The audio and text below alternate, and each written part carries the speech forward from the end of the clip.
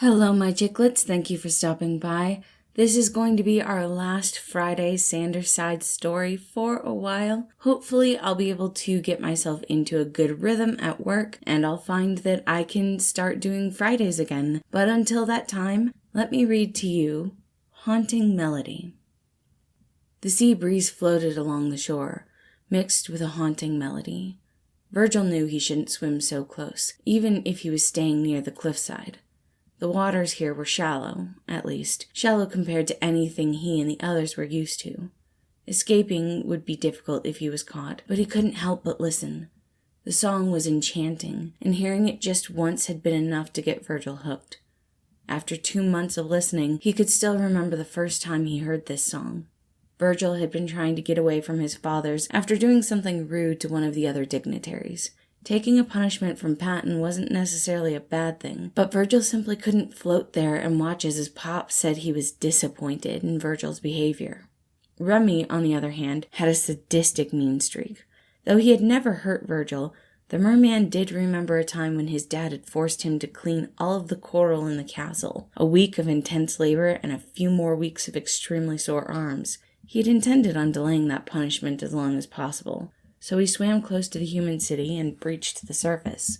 The melody was like siren song. It drew Virgil in, having never heard something so clear and beautiful.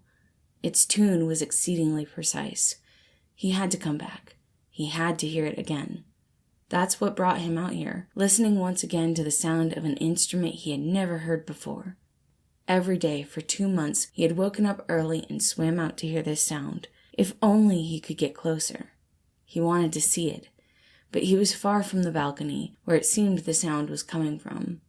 He couldn't jump up that high, and he did not have the wings to let him soar through the air. Virgil tensed as the song suddenly stopped. The sun was just beginning to reach over the horizon. Had he been spotted? His anxiety rose. He knew that the player always stopped when the sun rose, but he couldn't help fear, each time, that he had been caught. He had to hurry away from here, but as he was about to leave, he heard a frustrated sigh, and then the soft thunk of something hitting the water. Virgil quickly hid up against the cliffside, knowing the owner would look for their dropped trinket. "It's going to take me at least a week to get another one," the voice above sighed, and Virgil again felt the pull to look at the owner. His voice was more alluring than his song, but Virgil stayed where he was, protecting himself from being seen. It felt like ages, but when the owner was gone, Virgil dove down for the item. It was a stick, weirdly shaped and with some kind of string attached to it. Gently, Virgil lifted this strange item onto the balcony, using his powers over the water to gently place it on the edge, before he swam off. The next morning, Virgil returned, wondering if the sound could still be made after yesterday's incident. His tail splashed against the inky water as he waited in anticipation. He was almost ready to believe that the sound wouldn't come until he heard the first note. It was different, not as smooth, not as clear, but still beautiful in its own right. It still sent chills down his spine as a small smile crossed his face. He had done well rescuing the strange item. He had made it so that the song could continue. In his happiness, Virgil didn't realize how close his tail was to the water, and he hit the waves, causing an audible noise.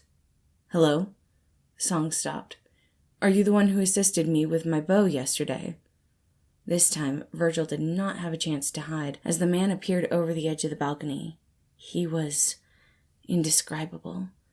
His hair looked softer than any sand Virgil had ever felt, and Virgil only wished he was closer to be able to look into those eyes. There was a moment of pure awe before the panic sunk in. Quickly, he turned to swim away, not answering the stranger's questions. He had made a mistake. He had made a serious mistake. He had been seen by a human. Virgil sped through the waves, not slowing down as he swam right past his worried parents. He wasn't getting enough water through his gills. Everything was going fuzzy. Kiddo, hey, I'm here." That was his pop. "I'm right here. Let's take things slowly. In, then out. Do it with me." Patton was taking him through it step by step, not letting go of Virgil, giving him an anchor. "There's my little beta fish." He smiled sweetly, gently running his hands through Virgil's hair. "In and out." "Want to tell us what happened?" Remy asked, leaning against the entrance to Virgil's room, looking at the two of them through the dark lenses that covered his eyes. Remy had been a deep-sea merman before meeting Patton. The light at the upper levels were hard on his eyes, but love made smart people do silly things. Virgil hesitated. Could he really tell them? Lying to them would be even worse, wouldn't it? He wasn't sure he could carry that guilt. I did something stupid. I was seen by a human, he breathed out, arms still shaking. What? Remy's voice took on a hint of panic, reserved only for important situations. He pushed off the wall, swimming closer to Virgil. Are you okay? Where are you hurt? Were you followed? Patton, McCromus, I'm going to increase patrols. Can you please make sure Virg isn't hurt? Of course. Patton smiled, pecking Remy lightly before sitting down with Virgil. V, why were you near the surface? Remy was normally calm, but when it came to his son, all bets were off. Virgil knew this, and he couldn't help but feel guilty about hiding his secret song from his pop. He blushed a bit, rubbing the back of his neck. I was swimming away from you and Dad a couple months ago. Remember the incident with the mer girl? Patton nodded, giving Virgil the chance to do this all in his own time. Well, I got really far away, too close to the human city, and I heard this song. It wasn't a big deal, but I had to hear it again, so I went back, again, and again, and again. Virgil's face had dusted with a blush, his scales glittering with vibrancy. And yesterday he dropped this thing, so I sent it back to him. I knew after that I shouldn't go back, but that song... Patton quickly latched onto Virgil, pulling him close. It sounds like you really like this music. Virgil nodded, though he wasn't sure if that was just it. Maybe we should go back. Have a talk with this human? Man to merman. Yeah, Dad's not going to allow that. He will if I give him the puppy dog eyes. Virgil couldn't help but chuckle. No, it's okay, Pop. I shouldn't have been that close, and it's too dangerous. Okay, if you say so. Patton's face was sad, and he pulled Virgil into one more hug. It would be okay. It really would. Because Virgil had no reason to be a part of the world in the first place. Virgil lasted a month before heading back to the surface. He knew he should probably tell his pop and his dad, but there was no need because he was only doing this one last time. He just needed to hear the song. One last time.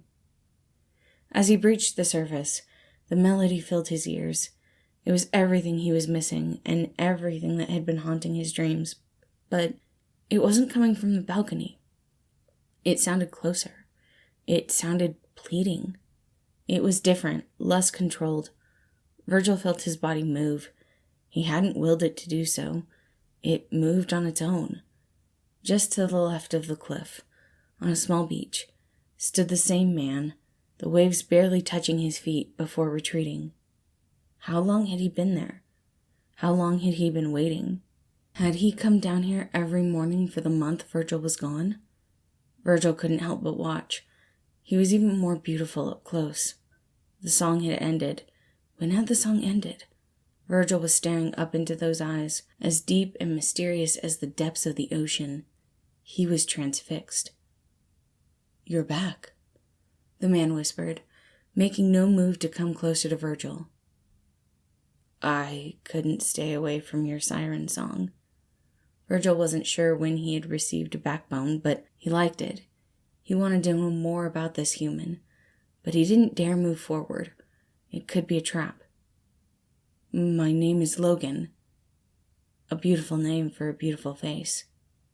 You can call me V. Is it common for your species to use single letters for names? He seemed to scramble to put the instrument down, trying to pull out a notepad. I'll give you the next letter tomorrow. This time, Virgil didn't feel as terrified as he swam away.